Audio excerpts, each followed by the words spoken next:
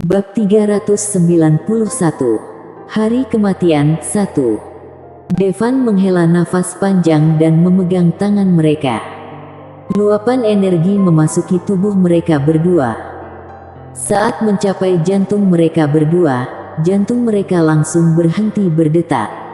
Biasanya, tindakan seperti ini akan sangat mudah bagi Devan. Tapi saat ini, dia harus sangat hati-hati. Jangan sampai membuat kekeliruan.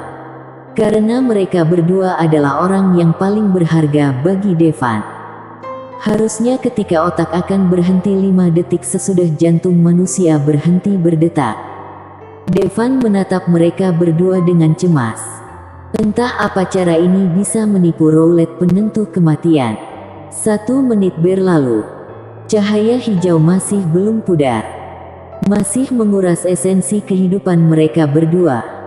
Apa cara ini tidak ada gunanya.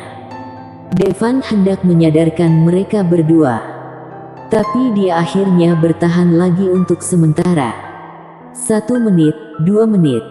Detik demi detik berlalu. Wajah Devan tampak semakin serius. Biasanya, kalau 4-6 menit mereka sadar, tidak ada dampak serius pada mereka berdua. Devan akhirnya memutuskan kalau sampai 4 menit tidak ada perubahan, Devan akan menyadarkan mereka dengan paksa. Di momen seperti ini, 1 menit akan terasa seperti 1 abad bagi Devan. 3 menit, 4 menit. Devan menghela nafas. Memang tidak mudah mengelabuhi artefak seperti roulette penentu kematian. Devan hendak menyadarkan keduanya karena takut sesuatu terjadi pada mereka. Tapi, tiba-tiba cahaya hijau di atas mereka hilang. Bagus sekali. Devan terlihat sangat bahagia. Di luar dugaan, ternyata benar-benar berhasil. Devan kembali mengerahkan energi ke tubuh mereka berdua. Jantung mereka kembali berdetak dan mereka segera bangun. Hebat. Cahaya hijau itu akhirnya hilang. Armini terlihat sangat senang. Selama ini, dia tidak pernah keluar. Lagi pula, mana mungkin dia bisa keluar kalau ada cahaya hijau di atas kepalanya. Mungkin saja teman-temannya akan mengolok-olok karena ada cahaya hijau di atas kepalanya. Sekarang, dia akhirnya bisa keluar dan bermain. Devan, ayo kita sekarang jalan-jalan. Armini memeluk lengan Devan dan mulai memohon. Kenapa kamu tidak memanggilku kakak? Devan mengusap kepala Armini dengan penuh kasih sayang. Huff, kamu bohong terus, kamu memang pembohong. Kalau kamu tidak mengajakku jalan-jalan, aku tidak akan memanggilmu kakak lagi. Armini cemberut. Oke, kita akan jalan-jalan sekarang, ucap Devan tak berdaya. Ye, gadis itu melompat dengan gembira. Tania tidak menghentikan dia. Bagaimanapun, keduanya baru saja mengalami momen hidup dan mati. Tania dan Armini hampir mati. Aduh, maaf, Armini terlalu bersemangat. Tania menghela nafas pelan. Tania selalu mencegah Armini supaya tidak merepotkan Devan. Tentu saja bukan karena hubungan keduanya. Namun dia merasa kalau dia cuma pelayan dari ibu Devan. Putrinya juga berarti anak seorang pelayan dan seorang pelayan tidak layak bersama tuan muda. Namun sesudah mengalami kejadian barusan, dia tidak terlalu memikirkannya lagi. Karena bagaimanapun juga, dia yang membesarkan Devan. Dan Devan juga menganggap dia sebagai ibu. Mulai sekarang, bisa tidaknya kedua anak itu bersama tergantung nasib mereka. Bersambung. Bab 391. Hari Kematian 2. Namun Tania masih sedikit khawatir. Karena dia mendengar dari orang tua Devan mengatakan sesuatu tentang hari kematian. Ada pepatah yang beredar di Antares yang mengatakan di sini seseorang tidak akan bisa memiliki kekuatan setingkat Valkyria. Begitu kekuatan setingkat Valkyria muncul, akan ada hukuman dari surga. Hukumannya sangat berat, bahkan Valkyria pun tidak bisa menahannya. Hanya dengan bersembunyi di alam rahasia dia akan selamat. Tania hanya berharap hukuman surga tidak akan datang saat ini. Tepat ketika Devan sedang bermain-main dengan Armini, dua sosok sedang duduk bersila di atas gunung yang sepi. Satu laki-laki dan satu perempuan. "Apa kamu merasakannya?" tanya pria itu. "Aku merasakannya," jawab wanita itu. "Haha, sesudah bertahun-tahun, akhirnya ada orang yang punya pelatihan tingkat Valkyria." Pria itu membuka matanya dengan gembira. "Ya, apa itu berarti kita bisa pergi berburu lagi?" Wanita itu juga sangat senang. "Ya, kita hanya bisa muncul ketika ada Valkyria, tapi bukan berarti kita cuma bisa membunuh orang setingkat Valkyria. Kali ini, kita akan bersenang-senang." Pria itu mengerucutkan bibirnya dengan ekspresi haus darah. "Tinggal 7 hari lagi untuk kedatangannya. Ayo berangkat sekarang. Kalau kita terlambat, orang-orang itu akan merebut mangsa kita." Bagus. Dalam sekejap, tubuh mereka menghilang. "Kak, kamu mau pergi kemana?" Devan menoleh dan menatap ke arah Armini yang selalu mengikutinya. Memang Devan sudah lama tidak bersama Armini. "Aku mau makan ayam goreng, aku mau ke taman bermain, aku mau." Armini mengatakan semua yang ingin dia lakukan. "Baiklah, hari ini aku ikut denganmu," ucap Devan sambil tersenyum. Saat ini, telepon Armini berdering. Armini melihat nama penelepon, yaitu dosennya. "Nomor yang kamu tuju sedang dalam panggilan lain, silakan hubungi lagi nanti." "Nomor yang kamu tuju sedang dalam tutut, hubungi lagi nanti." "Armini, aku sudah bilang kamu harus rajin belajar, tapi kamu tetap maunya main-main saja. Sekarang bagaimana? Kamu tidak bisa terus berpura-pura menirukan operator telepon." Terdengar suara marah dari telepon. "Bu dosen Dana," teriak Armini dengan sedih. "Sudah berapa hari kamu bolos? Apa kamu masih mau naik kelas?" kata Dana dengan marah. "Bu dosen Dana, aku sebenarnya tidak mau bolos. Ada yang harus aku lakukan 2 hari ini." Sesudah Armini berbicara, dia melihat ke arah Devan dan berkata, "Devan, tolong jelaskan pada guruku." Devan juga tahu kalau kepala Armini memancarkan cahaya hijau selama 2 hari terakhir ini. Tidak mungkin dia masuk ke kelas. Segera Devan berkata kepada Armini, "Berikan teleponnya padaku." Armini segera menyerahkan teleponnya kepada Devan. Devan hendak berbicara, tapi orang itu berbicara lebih dulu. "Apa kamu orang tua Armini? Kamu juga harus ikut ke sekolah?" "Ya, dosen, 2 hari ini adikku memang sibuk dan tidak bisa masuk sekolah."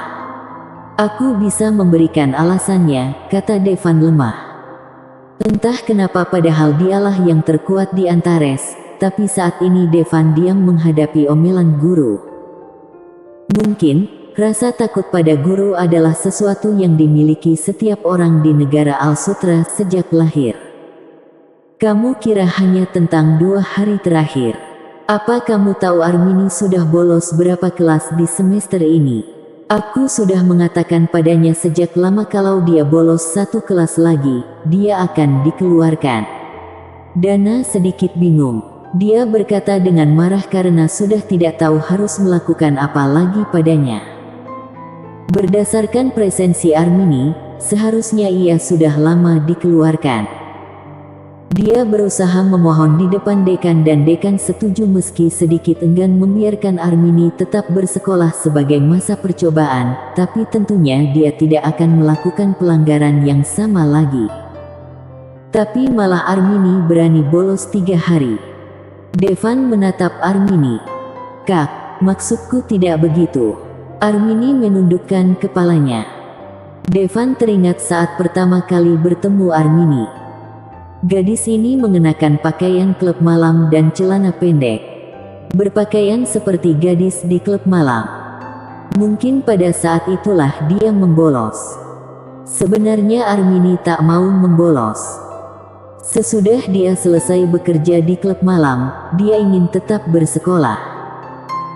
Tapi, terkadang sesudah bekerja sepanjang malam di klub malam, dia benar-benar tidak bisa bangun pagi. Itu sebabnya dia tidak masuk kelas. Devan tiba-tiba merasa sangat bersalah. Lagi pula, kalau bukan karena kesalahan Devan sendiri, Armini dan Tania tidak akan menderita seperti itu. Bu, tidak usah banyak bicara, jangan banyak alasan lagi. Kamu harus datang ke sekolah. Sesudah Dana selesai bicara, dia langsung menutup telepon. Kak, aku tidak mau pergi ke sekolah. Armini mengeluh sambil cemberut. Tidak apa-apa, aku juga akan menemanimu, kata Devan. Oke, Armini setuju. Selama dia bersama Devan, meskipun sekolahnya membosankan, dia tidak akan merasa bosan lagi. Tak lama kemudian, keduanya tiba di kantor Dana. Sebelum masuk, mereka mendengar percakapan dari dalam. Melihat dari celah pintu, tampak sebuah punggung ramping. Mereka berdua tidak masuk, melainkan menunggu di luar. Karena takut mengganggu. Bu dosen Dana, sudah kubilang, mudah atau sulitnya menangani masalah ini tergantung pada sikapmu. Kata pria paruh baya setengah botak dengan perut buncit. Dia duduk di kursi Dana, menyilangkan kaki, memegang gelas air milik Dana di tangannya dan meminumnya. Melihat ini, Dana merasa sedikit mual. Tapi dia hanya tersenyum. Dekan, aku sudah menelepon gadis itu. Memang benar ada sesuatu yang terjadi di rumahnya. Apa dia boleh bolos sesuka hatinya? Kalau saja setiap siswa seperti ini, apa kampus kita masih buka? Martin menatap dengan nafsu melihat tubuh seksi Dana dan berkata sambil tersenyum. Aku akan nasihati dia. Dana mengertakkan gigi. Memberi nasihat itu penting, tapi apa dia tidak akan membolos lagi? Martin mendengus. Dekan, apa yang kamu mau aku lakukan? Dana juga sedikit tidak sabar. Dekan gemuk itu langsung duduk di kursi dan minum dari gelas Dana ketika tiba. Benar-benar menjijikkan. Sesudah dia pergi nanti, Dana pasti akan membuang gelasnya. Bu dosen Dana, kamu sudah mengajar di kampus ini selama beberapa tahun. Apa kamu mau jadi kepala jurusan? Tanya Martin sambil mengedipkan mata. Dana hanya seorang dosen, tentu saja dia ingin menjadi kepala jurusan. Dia sudah bekerja di perguruan tinggi selama bertahun-tahun dan bisa menempati posisi ketua jurusan. Namun setiap kali dia mengajukan permohonan untuk menjadi ketua jurusan, selalu ditolak. Dia tidak tahu apa alasannya. Karena dekan saat ini mengatakan tentang ini, dia sebaiknya bertanya sampai jelas. Dekan, menurutku dengan kemampuanku, aku layak menjadi ketua jurusan, tapi kenapa aku sudah mengajukan lamaran untuk posisi ketua jurusan selalu tidak lolos? Dana mengertakkan gigi. Tapi rekan kerjanya yang jelas-jelas kurang mampu malah dipromosikan. Tapi sekarang, dia hanya dosen biasa. Martin tersenyum dan berkata, sebenarnya, aku yang menolak lamaranmu. Kenapa? Dana mengerutkan kening, tampak bingung. Bu dosen Dana, kalau kamu mau menjadi ketua jurusan, akan sangat mudah dan hanya masalah penandatanganan. Tapi apa kamu tahu kenapa dosen Kiera dipromosikan sebelum kamu? Dana menggelengkan kepalanya. Jelas sekali dia tidak mengerti. Dosen Kiera itu jauh tertinggal dalam hal keterampilan mengajar, kemampuan manajemen, dan pengalaman kerja. Tapi dia bisa langsung menjadi atasan Dana. Sederhana sekali, Bu dosen Dana. Kalau kamu mau dipromosikan, kerja keras saja tidak cukup. Kamu harus punya koneksi. Dekan, aku tidak paham maksudmu. Dana berkata dengan suara yang dalam. Kalau begitu biar ku beritahu terus terang, Bu dosen Dana, aku ingin kamu jadi kekasihku. Selama kamu mau jadi kekasihku, aku akan mengangkatmu jadi ketua jurusan. Apalagi siswamu yang sering membolos tidak akan jadi dikeluarkan. Niat jahat Martin akhirnya terungkap. Apa katamu? Sesudah mendengar kata-kata Martin, wajah Dana tiba-tiba menjadi pucat. Bu dosen Dana, kamu tidak perlu kaget. Kita semua sudah dewasa. Coba pikirkan, kalau kamu tidur denganku beberapa kali saja, gajimu bisa berlipat ganda. Nanti, kamu akan punya kuasa di kampus, bukannya menjadi seperti sekarang, bekerja keras sebagai dosen biasa, kata Martin dengan serius.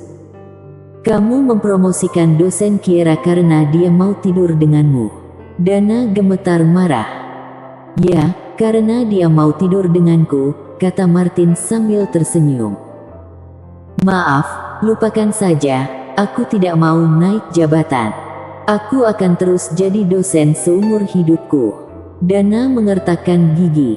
Oh, kamu tidak peduli dengan muridmu, kata Martin sambil menyipitkan matanya. Saat memikirkan Armini, wajah Dana menjadi semakin muram.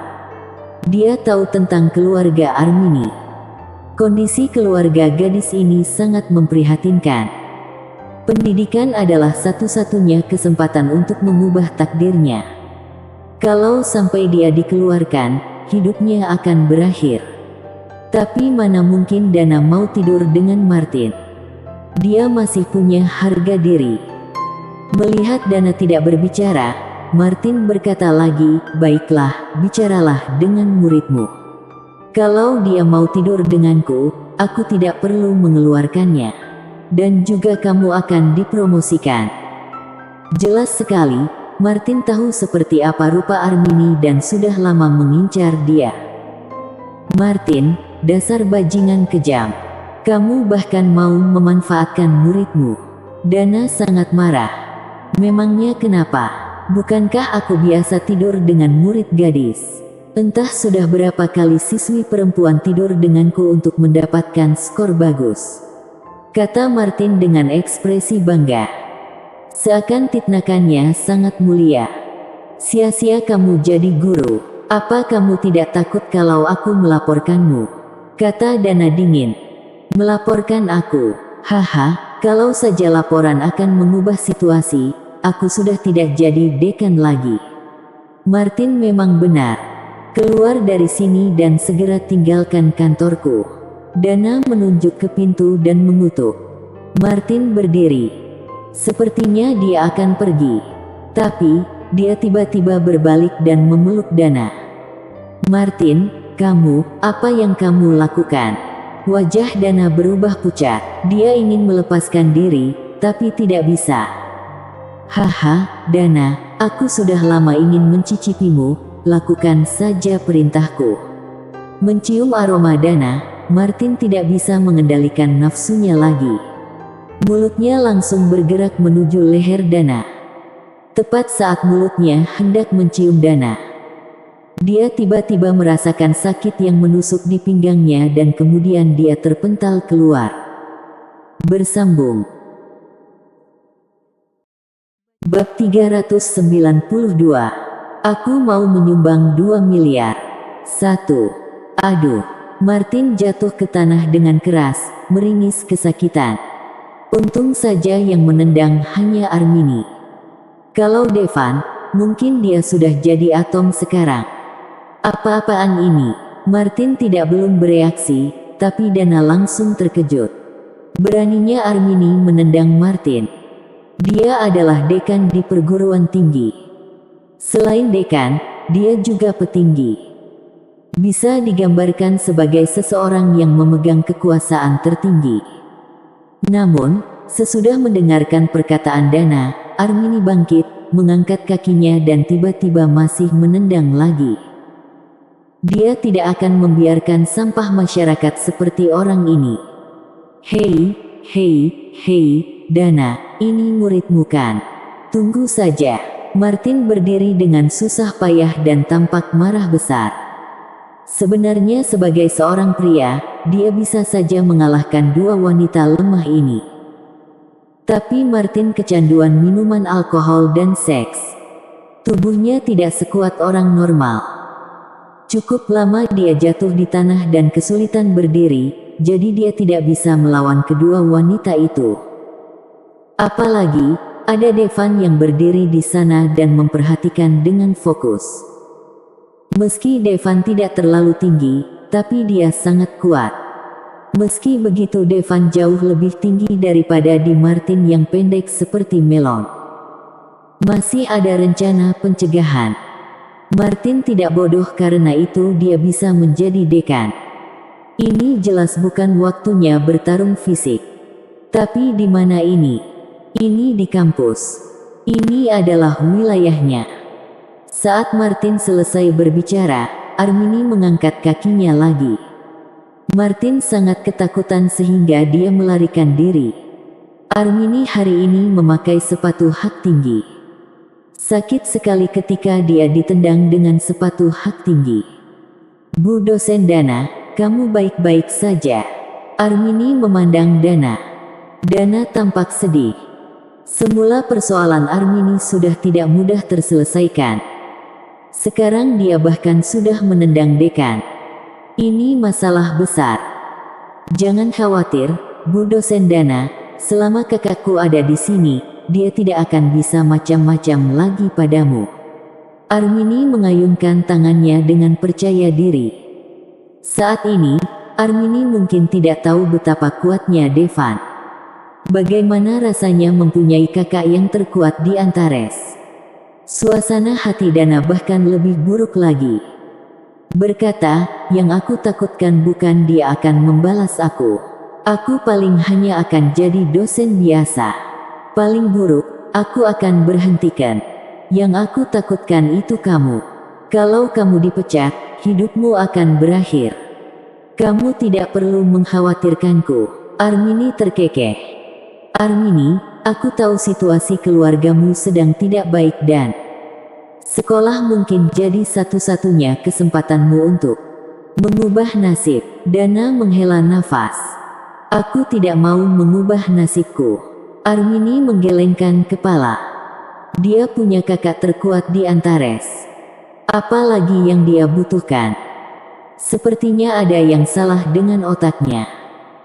Bu dosen Dana, jangan khawatir, dia tidak akan menyentuhmu dan dia juga tidak bisa menyentuh Armini, kata Devan sambil tersenyum.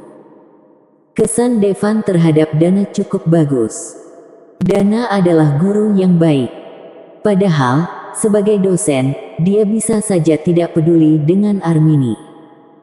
Kelulusan Armini tidak ada hubungannya dengan dia.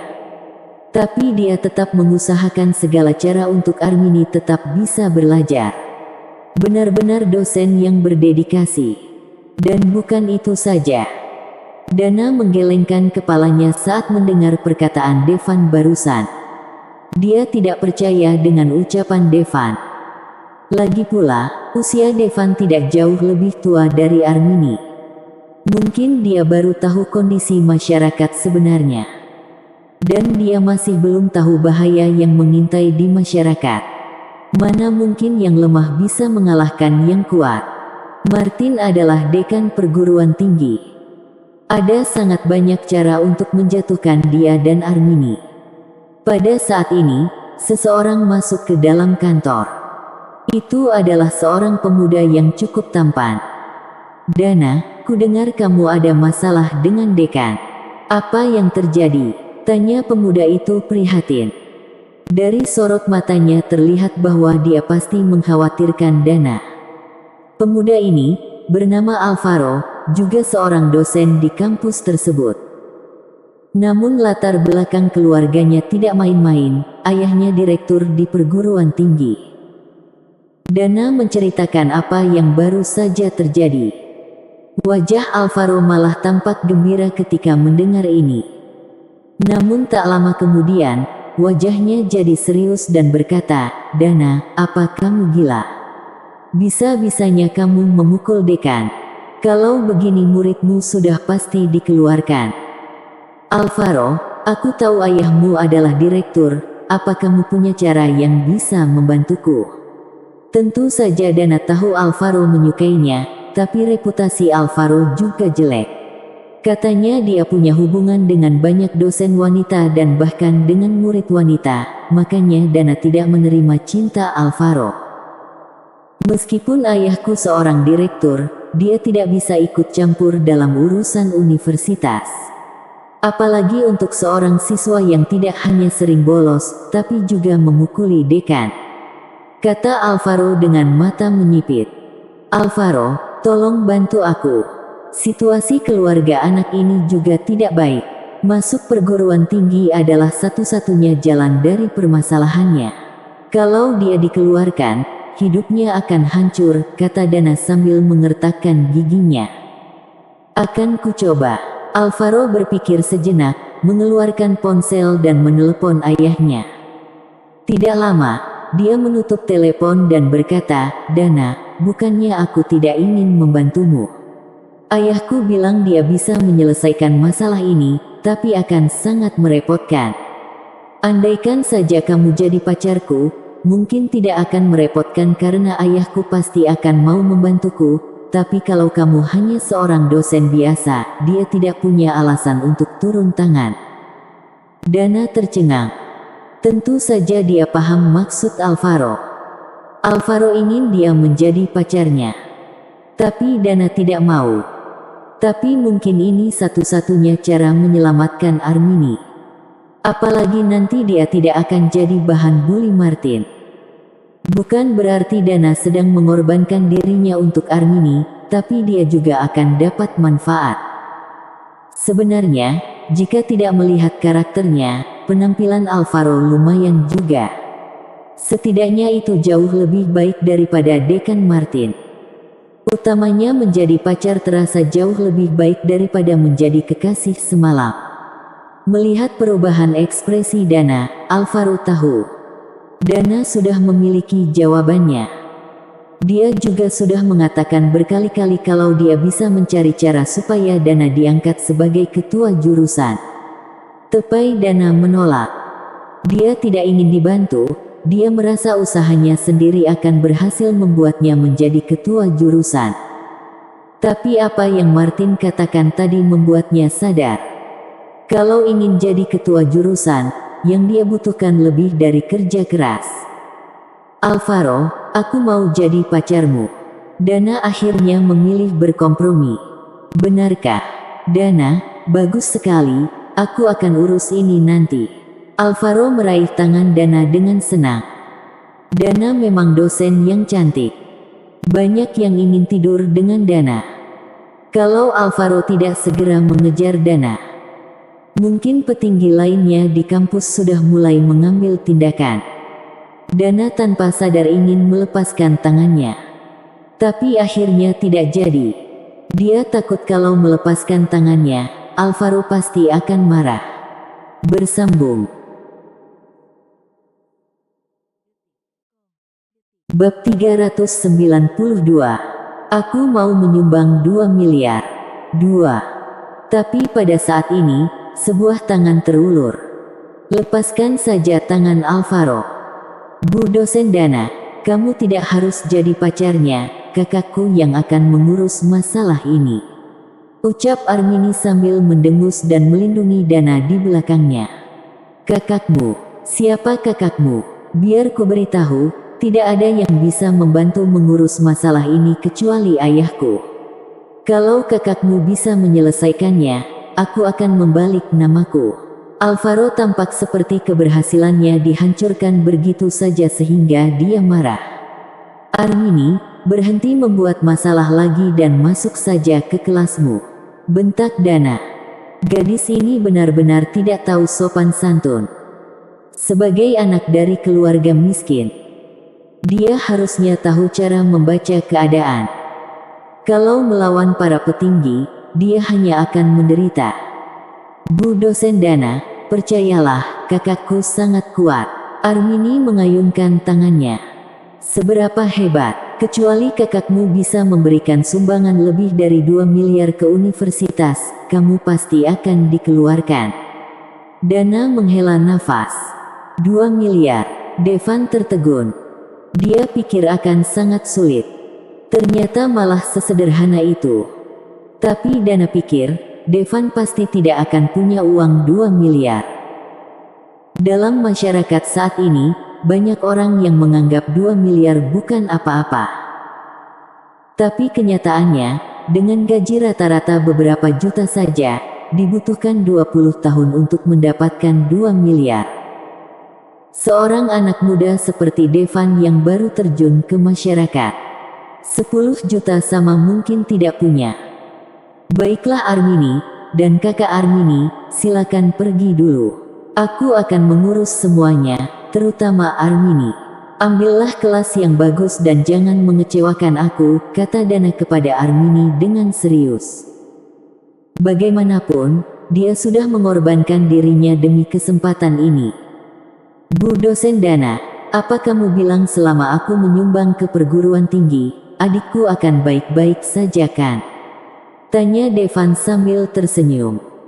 Iya betul, selama kamu berdonasi, bukan hanya Martin akan membantumu, dia bahkan mau berlutut kepadamu. Tentu saja, syaratnya adalah kamu harus mendonasikan banyak uang. Cibir Alvaro. Semua orang bisa membual. Tidak mungkin keluarga dari siswa miskin bisa menyumbang ke perguruan tinggi. Baiklah, aku mau berdonasi. Bu dosen Dana, bagaimana caranya? Tanya Devan. Untuk berdonasi perlu diberitahukan kepada seluruh pimpinan universitas dan mengadakan pertemuan, kemudian perjanjian donasi akan ditandatangani, kata Dana. Kalau begitu tolong katakan kepada pimpinan kalau aku ingin menyumbang, kata Devan. Wali Armini, jangan konyol. Perjanjian ini bukan main-main. Sumbangan tidak dapat ditarik lagi. Sekali kamu menandatangani, kamu harus menyumbang. Kalau kamu tidak menyumbang, perguruan tinggi dapat menuntutmu, kata Dana dengan sungguh-sungguh. Tidak apa-apa Bu dosen Dana, katakan saja padaku, kata Devan dengan enteng. Haha, oke, aku akan memberitahumu dan aku akan lihat apa kamu bisa menyumbang. Cibir Alvaro. Dia pikir ini akan sangat menarik. Segera, Alvaro memberitahu para petinggi universitas. Dia mengatakan ada seseorang yang ingin menyumbang ke Universitas Doujin. Menerima donasi uang tentu saja adalah hal favorit semua petinggi. Lagi pula, hanya dengan uang mereka dapat meningkatkan fasilitas di perguruan tinggi, membangun lebih banyak gedung dan meningkatkan kualitas pengajaran. Petinggi universitas segera menanggapinya dengan antusias. Hampir semua petinggi datang. Seluruh ruang konferensi terisi penuh. Nak, aku sudah memanggil para pimpinan sekolah untukmu. Kalau kamu tidak bisa memberi donasi, konsekuensinya tidak main-main. Alvaro menyilangkan tangannya dan menatap Devan dengan bercanda. Wali Armini, saat ini sudah terlambat untuk menyesalinya. Begitu perjanjian ditandatangani, kamu tidak boleh mundur, kata Dana cemas. Wajah Devan masih tenang dan dia berkata, lanjutkan saja. Dengan masuknya Devan dan lainnya, para petinggi segera berdiri. Orang tua murid ini ingin menyumbang ke perguruan tinggi. Ya. Atas nama semua mahasiswa Universitas Doujin, aku ingin mengucapkan terima kasih kepadamu. Semua pimpinan perguruan tinggi sangat senang. Mereka semua datang untuk menjabat tangan Devan dan saling bertukar sapa. Meski mereka dengar hanya 2 miliar yang disumbangkan, 2 miliar tetaplah banyak.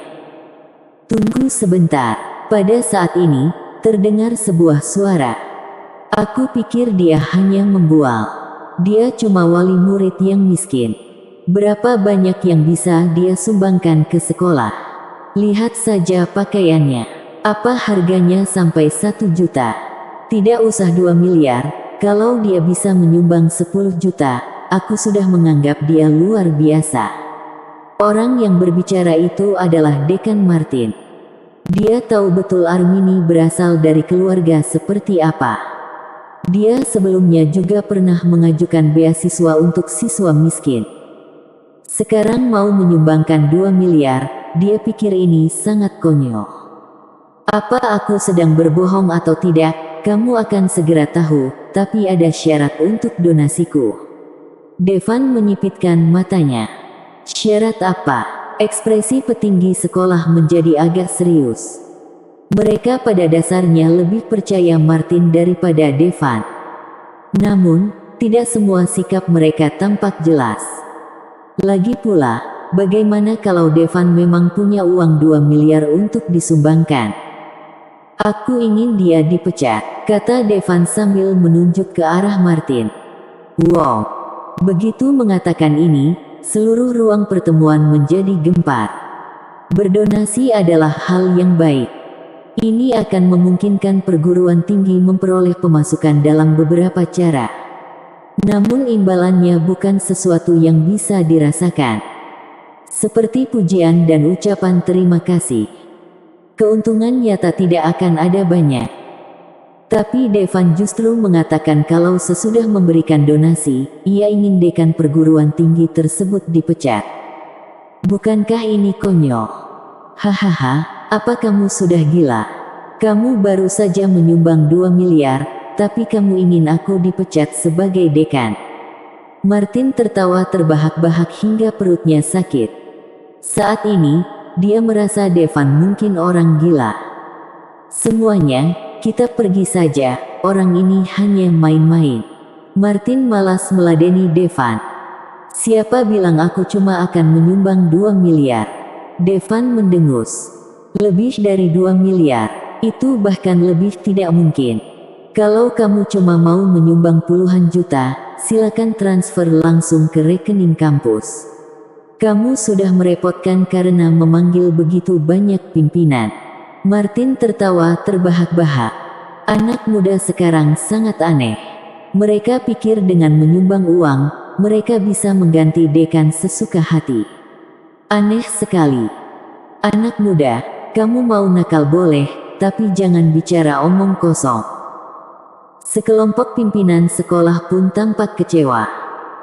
Jumlah donasi harus setidaknya lebih dari 2 miliar ketika sudah mengumpulkan mereka semua. Kalau kurang dari 2 miliar hanya membuang-buang waktu mereka. Mendengar keraguan dan pembicaraan semua orang, Devan perlahan berkata, apa 100 miliar cukup untuk mengkatmu? Kalau tidak, aku akan menyumbangkan 1 triliun. Selesai Devan berbicara, suasana menjadi hening. Bahkan mata Dana melotot.